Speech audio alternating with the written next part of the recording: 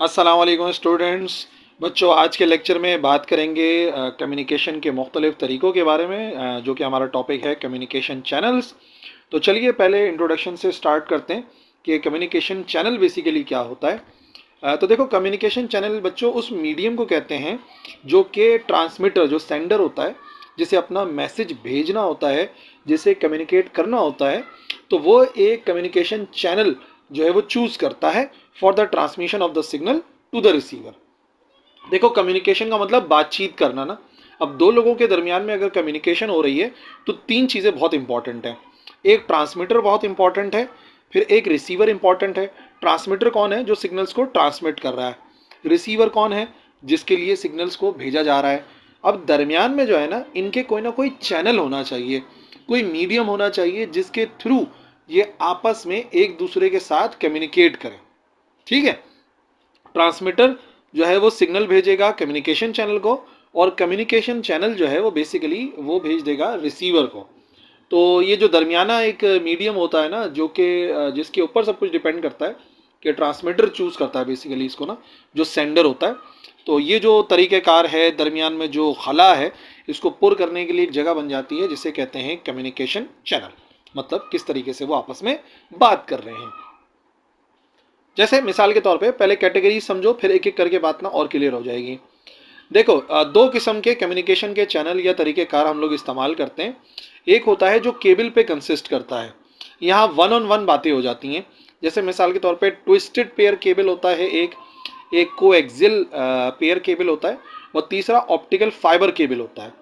तो अगर केबल के थ्रू आपस में बात करते हैं ना, तो ये तीन तरीक़ेकार हैं: twisted pair cable, coaxial pair cable, और ऑप्टिकल फाइबर केबल।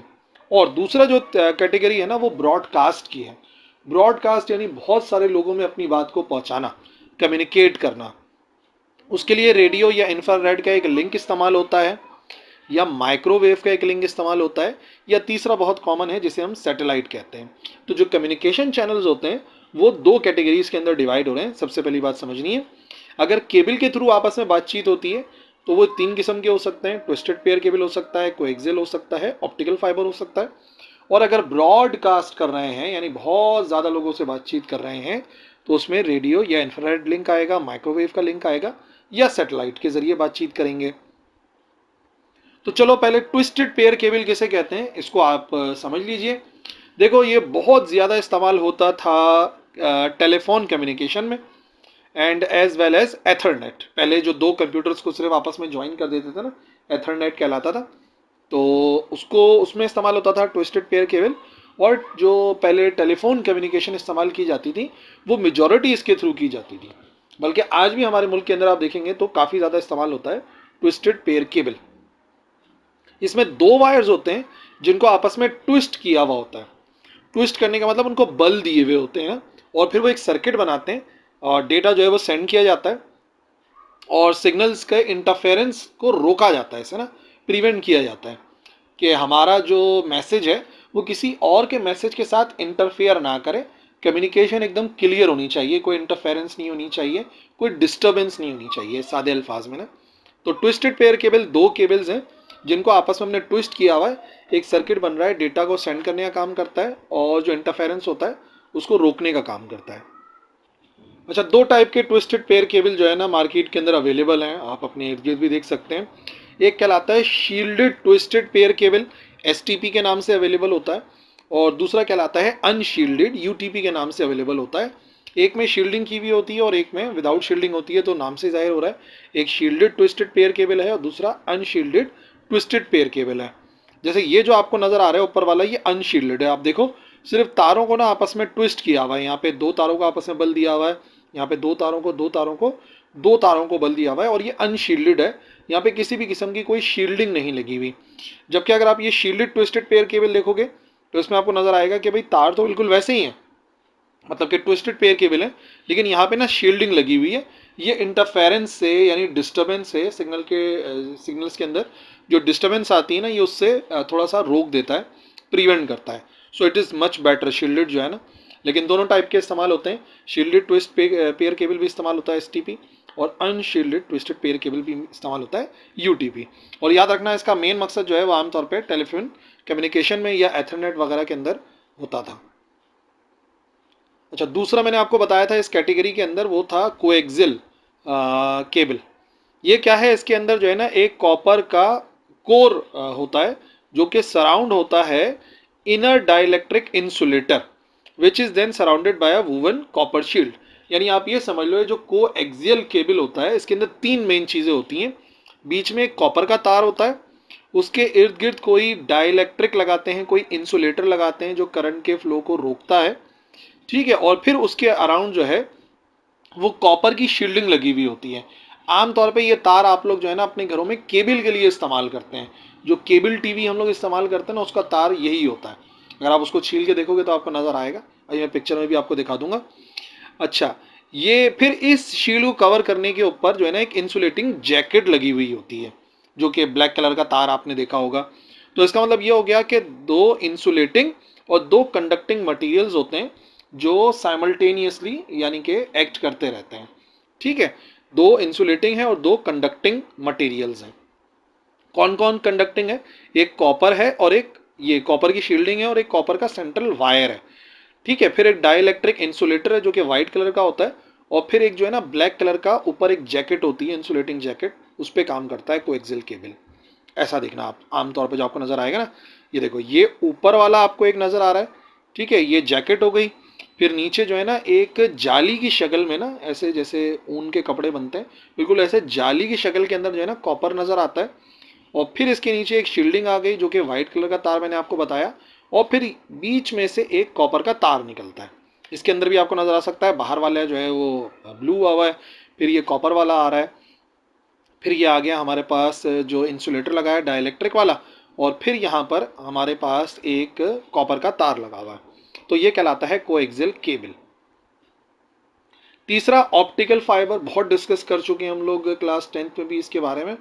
ऑप्टिक जो फाइबर ऑप्टिक्स होता है वो इंफॉर्मेशन को सेंड करता है, और बाकायदा कैसे सेंड करता है? लाइट की शक्ल में, ठीक है, किसी ग्लास या प्लास्टिक के पाइप में। यानी कि अभी तक हम लोग जो सेंड कर रहे थे सिग्नल कोएक्सियल के अंदर या ट्विस्टेड पेयर केबल के अंदर, वो हम बिजली की सूरत में कर रहे थे, इलेक्ट्रिसिटी की सूरत में। लेकिन यहाँ पर जो हम सेंड कर रहे हैं वो बेसिकली हो रहा है किसकी शक्ल में? ये हो रहा है हमारे पास लाइट की सूरत में। तो यकीनन उससे तो काफ़ी ज़्यादा फास्ट होता है, और इसका बड़ा सिंपल सा मेथड है, टोटल इंटरनल रिफ्लेक्शन पे काम करता है।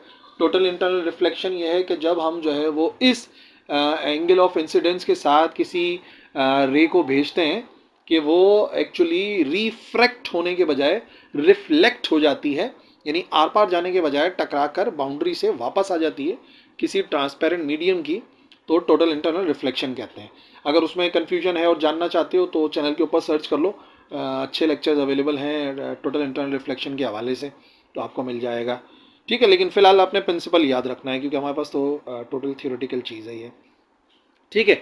आप पूरा समझो कि इसकी कंस्ट्रक्शन क्या है। जो फाइबर ऑप्टिक का केबल होता है उसमें बहुत ही पतला सा एक गिलास या प्लास्टिक का हिस्सा होता है, मतलब बीच में एक तार टाइप का होता है, उसको आप कह लो कि वही दरअसल ऑप्टिकल फाइबर है, ठीक है। और एक जो ऑप्टिकल केबल होता है उसके अंदर दो स्ट्रैंड्स या सौइयों की तादाद के अंदर स्ट्रैंड्स लगे हुए होते हैं। बहुत ही पतला सा एक तार सा होता है प्लास्टिक का या गिलास का, बड़ा सेंसिटिव होता है ये। और हर एक स्ट्रैंड जो है वो less than 10th thick as human hair, ये बिल्कुल जो इंसानी बाल होता है ना उतना जो है वो पतला सा होता है ये। और ये कैरी करता है तकरीबन 25,000 टेलीफोन कॉल। जो ऑप्टिकल फाइबर का तार है वो 25,000 टेलीफोन कॉल को रिसीव करता है। तो आप ऐसा समझ लो कि अगर एक इंटायर फाइबर ऑप्टिक का केबल है जिसके अंदर ऐसे जो है वो हज़ारों की तादाद के अंदर लगे हुए हैं, कई सौ की तादाद में लगे हुए हैं, तो समझ लो कि वो मिलियन कॉल्स को रिसीव करने के लिए काफ़ी होता है। यही वजह है कि आज दुनिया में 97% जो कम्युनिकेशन हो रही है वो ऑप्टिकल फाइबर्स के थ्रू ही हो रही है। ऐसा होता है।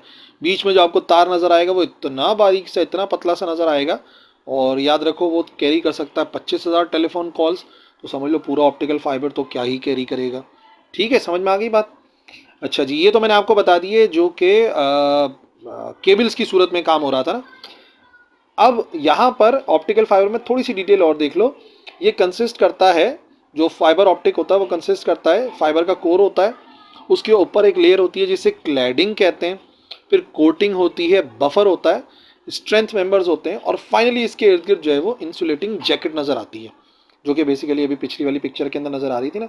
ये मेन ऑप्टिक फाइबर्स का वो है। सबसे पहले केबल की जैकेट लगी हुई होती है सबसे बाहर, और फिर उसके बाद जो है ना दरमियान से ये स्ट्रेंथनिंग फाइबर्स निकलते हैं, और अगर देखा जाए तो फिर एक कोटिंग होती है, और फिर क्लैडिंग, और क्लैडिंग के बाद हमें कोर मिलता है ऑप्टिकल फाइबर का जो पतला सा तार है ना। तो आप ये देख लो कि सबसे पहले कोर आएगा, कोर के ऊपर क्लैडिंग लगी होगी, उसके ऊपर एक कोटिंग आएगी, फिर स्ट्रेंथनिंग फाइबर्स आएंगे क्योंकि तार को थोड़ा सा मजबूत बनाना होता है, और फिर ऊपर जो है वो केबल की जैकेट होती है। ये पूरा स्ट्रक्चर आप देखेंगे किसी भी ऑप्टिकल फाइबर का। ठीक है, अब आ जाओ रेडियो वेव्स पे। रेडियो वेव्स के थ्रू हम किस तरीके से ट्रांसमिशन करते हैं, ब्रॉडकास्ट के अंदर होती है, जाहिर सी बात है ये। तो रेडियो वेव सबसे कम एनर्जी वाली, सबसे कम फ्रीक्वेंसी वाली, लेकिन इनकी सबसे इंपॉर्टेंट प्रॉपर्टी पता है क्या है? इनकी वेवलेंथ लॉन्गेस्ट होती है इलेक्ट्रोमैग्नेटिक वेव्स के अंदर। क्या आपको पता है इलेक्ट्रोमैग्नेटिक वेव्स रेडियो वेव्स से स्टार्ट होती हैं और एक्सरेज तक जाती हैं। तो एक्सरेज की वेवलेंथ सबसे कम होती है और रेडियो वेव्स की वेवलेंथ सबसे ज़्यादा होती है। और जो कम्युनिकेशन होती है रेडियो वेव की, इसमें इलेक्ट्रोमैग्नेटिक वेव जो है वो काम करती हैं। ठीक है, एक ट्रांसमिटिंग एंटीना होता है एक तरफ लगा हुआ, और फिर वो रिसीविंग एंटीना की तरफ जाता है, और वो स्पेस के थ्रू ट्रैवल करता है। रेडियो वेव्स को ट्रैवल करने के लिए किसी मीडियम की ज़रूरत नहीं है। ठीक है, वो बिना किसी मीडियम के भी ट्रैवल कर सकती हैं।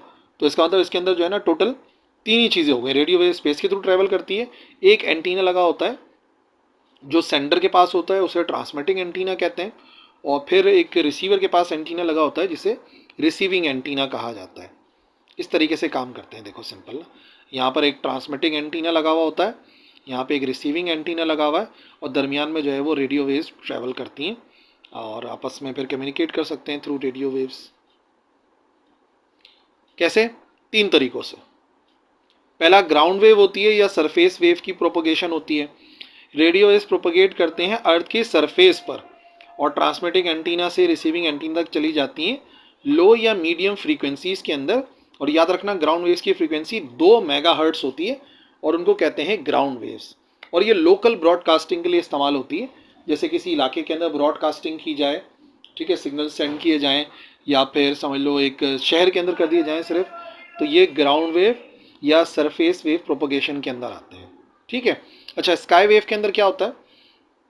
पहले तो इसका एक और भी नाम है, इसका नाम है आइनोस्फेरिक प्रोपोगेशन, क्योंकि जो हमारे अर्थ के इर्द गिर्द आइनोस्फेयर है ना, ये उसके थ्रू होता है, इस वजह से इसको आइनोस्फेरिक प्रोपोगेशन कहते हैं। और ये या तो रिफ्लेक्ट होती है to the earth from the ionosphere. तो आइनोस्फेयर मैंने आपको बता दिया, अर्थ के इर्द गिर्द एक जगह है जहाँ पर चार्ज पार्टिकल्स मौजूद हैं हमारे एटमॉस्फेयर के, तो वहाँ से जो है वो रिफ्लेक्ट होती है। और इसकी जो फ्रीक्वेंसी है वो 2 से लेकर 30 मेगाहर्ट्ज के दरमियान में होती है, और ये थोड़ी सी लंबी रेडियो ट्रांसमिशन के लिए इस्तेमाल होता है। सही है, दोनों में फ़र्क समझ में आया? ग्राउंड वेव लोकली होता है, बहुत करीब के इलाके के अंदर कर दें, और उसकी जो फ्रीक्वेंसीज है वो सिर्फ 2 मेगाहर्ट्ज तक की होती है, और 2 से 30 जो होती है वो लॉन्ग डिस्टेंस रेडियो कम्युनिकेशन में इस्तेमाल की जा सकती है। और तीसरा, जब हम स्पेस को इस्तेमाल करते हैं, ये होती है 30 से लेके 300 मेगाहर्ट्ज। ये टेलीविजन कम्युनिकेशन में इस्तेमाल होती है, रडार की कम्युनिकेशन में इस्तेमाल होती है, और इसको लाइन ऑफ साइट कम्युनिकेशन भी कहते हैं, क्योंकि ये जो वेव्स हैं ये ट्रैवल करती हैं straight from transmitting antenna to receiving antenna, सीधा सीधा ट्रैवल कर जाती हैं। इतनी ज़्यादा फ्रीक्वेंसी है इनकी। आप देखो 2 मेगाहर्ट्ज का मतलब हो गया 20 लाख हर्ट्स फ्रीक्वेंसी होती है, और ये समझ लो उसके लिहाज से 300 मेगाहर्ट्ज हो गई। तो इनकी फ्रीक्वेंसी ज़्यादा हैं ग्राउंड और स्काई वेव से। जैसे अर्थ है ये हमारी, और अर्थ के अराउंड ये एक आइनोस्फेयर होता है।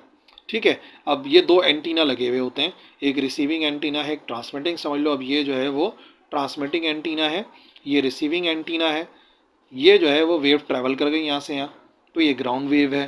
फिर दूसरी वेव आइनोस्फेयर से टकराती है, टकरा कर इधर पहुँच जाती है, तो ये हो गई हमारी सेकेंड वाली स्काई वेव।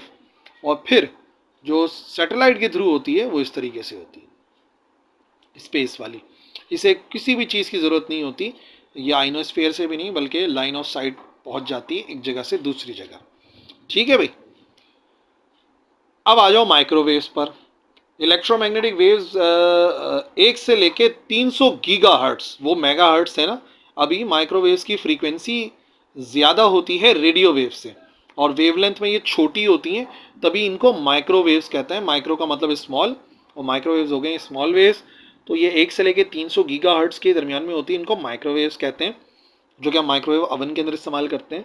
लेकिन हम इसको इस्तेमाल कर सकते हैं सिग्नल्स को ट्रांसमिट करने के लिए over large distance through space without use of cable. बिना केबल को इस्तेमाल किए स्पेस के थ्रू जो है वो हम ट्रैवल करवा देते हैं। बस एक प्रॉब्लम है, जो माइक्रोवेव्स हैं वो ऑब्स्टेकल से पास नहीं कर सकते। तो इसका मतलब जो ट्रांसमीटर है और जो रिसीवर है उसको लाइन ऑफ साइट में होना चाहिए, बीच में कुछ नहीं होना चाहिए, वरना जो माइक्रोवेव्स हैं वो ट्रैवल नहीं कर सकती। ये एक प्रॉब्लम है इनके अंदर। लेकिन कब इस्तेमाल होती हैं माइक्रोवेव्स? ये ब्रॉडली इस्तेमाल होती हैं पॉइंट टू पॉइंट कम्युनिकेशन के लिए, क्योंकि स्मॉल वेवलेंथ्स है, जाहिर सी बात है। तो एक छोटे साइज़ के एंटीना पर भी जो है ना ये ट्रैवल कर जाएंगी, ठीक है, नैरो बीम्स की सूरत में। और बस ये है कि डायरेक्ट होना चाहिए, डायरेक्टली पॉइंटेड होना चाहिए टू द रिसीविंग एंटीना। तो यहाँ पे डायरेक्शन बहुत मैटर करती है। तो रडार के अंदर माइक्रोवेव कम्युनिकेशन को इस्तेमाल करते हैं फ्लाइंग ऑब्जेक्ट्स को देखने के लिए स्पेस में। जैसे ये आ गए हमारे पास अर्थ, और ये आ गया हमारे पास दो एंटीना। तो बस सामने सामने कम्युनिकेशन होनी चाहिए पॉइंट टू पॉइंट। तो हम माइक्रोवेव्स को इस्तेमाल करते हैं, जिनकी वेवलेंथ जो है वो रेडियो वेव से कम होती है और फ्रीक्वेंसी जो है ज़्यादा होती है। ठीक है, लास्ट में सैटेलाइट को इस्तेमाल करना है। तो सैटेलाइट्स हमें पता है वो ज़्यादा डिस्टेंस की कम्युनिकेशन में इस्तेमाल की जाती हैं, हमारे अर्थ के अराउंड रिवॉल्व करती हैं इन इलिप्टिकल ऑर्बिट्स। सर्कुलर नहीं होते, थोड़े से चपटे से ऑर्बिट्स होते हैं जो कि इलिप्टिकल ऑर्बिट्स कहलाते हैं। और जो कम्युनिकेशन सैटेलाइट होती है बेसिकली वो ये काम करती है, वो एक आर्टिफिशियल सैटेलाइट होती है जो ट्रांसमिट करती है सिग्नल को via transponder by creating channel between the transmitter and receiver. एक चैनल क्रिएट होता है ट्रांसमीटर और रिसीवर के दरमियान में, और वो अर्थ के मुख्तलिफ लोकेशंस में मौजूद हो सकते हैं। इंटरमीडिएट का काम करती है जो सैटेलाइट होती है ना इनके दरमियान में, आर्टिफिशियल सैटेलाइट या कम्युनिकेशन सैटेलाइट कह लो। और ये रेडियो में, नेविगेशन में, मिलिट्री में, एटमॉस्फेरिक कंडीशंस बताने में, क्रॉप की मॉनिटरिंग में। तो इम्पॉर्टेंट बात ये है कि जो सैटेलाइट्स हैं वो हमारी डेली लाइफ का एक इम्पॉर्टेंट पार्ट है। अगर हम इनमें से किसी भी किस्म की कम्युनिकेशन करते हैं, so actually we are using satellite communication. इस तरीके से ये गया हमारे पास इधर एंटीना की तरफ, उसने शख्स को पहुंचा दिया, वापस मैसेज चला गया, फिर मैसेज ट्रैवल करता है। तो सैटेलाइट कम्युनिकेशन के अंदर एक इस किस्म का पाथ फॉलो होता है। तो हम चाहे मोबाइल फ़ोन इस्तेमाल करें, टीवी की ट्रांसमिशन देखें, एक्चुअली आजकल हम लोग सैटेलाइट को काफ़ी ज़्यादा इस्तेमाल करते हैं। ठीक है, अब हर एक कम्युनिकेशन चैनल के थोड़े से जो मेरिट्स हैं उनको जहन में रख लो, एमसीक्यूज के अंदर काम में आ जाएंगे। पहली बात, ट्विस्टेड पेयर केबल सबसे सस्ता है, इजी टू इम्प्लीमेंट है, और अगर ब्रेकेज आ जाता है किसी सेगमेंट में, किसी हिस्से में, तो पूरा नेटवर्क ख़राब नहीं होता, और इंटरफेरेंस काफ़ी कम पाया जाता है ट्विस्टेड पेयर केबल के अंदर। ये इसके फ़ायदे हैं। इसके अलावा कोएक्सियल केबल को अगर देखा जाए तो एनालॉग और डिजिटल ट्रांसमिशन दोनों के लिए सूटेबल है। बैंडविड्थ ज़्यादा होती है, ज़्यादा लोग जो है वो इसको इस्तेमाल कर सकते हैं, और कॉस्ट इफ़ेक्टिव है ऑप्टिकल फाइबर्स के लिहाज से, यानी कि आम लफ्ज़ों में कहा जाए तो सस्ता है ऑप्टिक फाइबर से। ऑप्टिकल फाइबर में बैंडविड्थ और बढ़ जाती है, स्पीड और बढ़ जाती है, और अगर लॉन्ग डिस्टेंसेज हैं तब ये कॉस्ट इफेक्टिव है, वरना अगर छोटा डिस्टेंस है so we don't need optical fibre, we can use coaxial cable या ट्विस्टेड पेयर केबल। और इम्पॉर्टेंट बात यह कि अगर लंबे डिस्टेंस पे भी हो ना तो सिग्नल लॉस ना होने के बराबर होता है, क्योंकि लाइट के ज़रिए ट्रांसमिशन हो रही है, जबकि जो कॉपर के तार होते हैं उसमें ट्रांसमिशन इलेक्ट्रिसिटी के थ्रू होती है। अच्छा, माइक्रोवेव या रेडियो सिस्टम हो गए, ये ट्रांसमिट करते हैं लार्ज डेटा वॉल्यूम को ओवर लॉन्ग डिस्टेंस बिना किसी तार के। देखो अभी तक तो ऊपर तीनों में तारों वारों की ज़रूरत पड़ रही थी ना, इसमें हमें तार की ज़रूरत नहीं है। ठीक है, तो जाहिर सी बात है लोअर कंस्ट्रक्शन कॉस्ट होती है देन अदर ट्रांसमिशन मेथड्स। और पांचवा और आखिरी हमारे पास था सैटेलाइट कम्युनिकेशन। इसके क्या ही फ़ायदे हैं, वर्सटाइल है, लोकेशन की कोई मसला नहीं है इसके अंदर, और ये मोबाइल मूव करते हुए और वायरलेस कम्युनिकेशन प्रोवाइड करते हैं। एक सिंगल सैटेलाइट कवर कर सकता है एक वाइड एरिया, पूरे कंट्री को कर सकता है एक सैटेलाइट, एक पर्टिकुलर रीजन को कर सकता है। अच्छा जी, easy to install, manage ground stations, अच्छा, किस किस के लिए इस्तेमाल हो सकता है? ऑडियो के लिए, डेटा के लिए, वीडियो के लिए, इंटरनेट के लिए, जीपीएस के लिए। तो जाहिर सी बात है, इसको हम फोरकास्टिंग में, ब्रॉडकास्टिंग में, मिलिट्री इंटेलिजेंस में, नेविगेशन में, ग्लोबल कम्युनिकेशन और पता नहीं कहाँ कहाँ इस्तेमाल कर सकते हैं। ठीक है बच्चों, बस काफ़ी बात कर लिया आज कम्युनिकेशन चैनल के बारे में। अगर और आप कुछ बात करना चाहते हो तो लिख दो कमेंट सेक्शन में, हम भी पढ़ लें थोड़ा सा। ठीक है, that's all for this video. अल्लाह हाफिज़।